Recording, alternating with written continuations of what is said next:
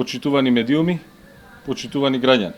Деновиве заменик министерката за финансии Гордана Кочовска-Димитриевска излезе со фрапантни информации за пораст на трошоците за времени вработување.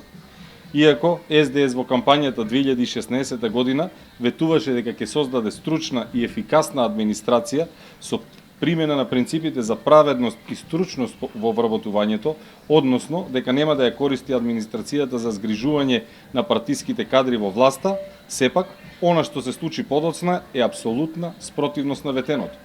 Бројките за потрошени средства за привремени вработување на определено време бележат значително зголемување во мандатот на СДС. Во 2015, само за пример, за времени вработувања се потрошени 302 милиони денари. Во 2016 333 милиони денари. Во 2017 347 милиони. Во 2018 таа бројка пораснува на 490 милиони денари.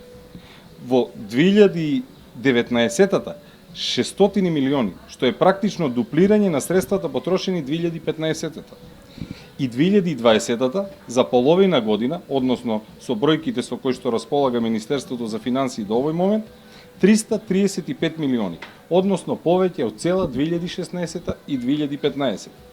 Привремените вработувања станаа алатка за партиска корупција и влијание на избори. Уште повеќе, во време на корона, здравствена и економска криза, при намален обем на работа, оваа влада во заминување во април и мај 2020 објавила огласи за јавни набавки за агенции за привремени вработувања во вредност од 1,4 милиони евра. На ваквото трошење на народни пари мора да се стави крај. Должност на народот е да се спротистави на корупцијата. Времето на обнова доаѓа наскоро.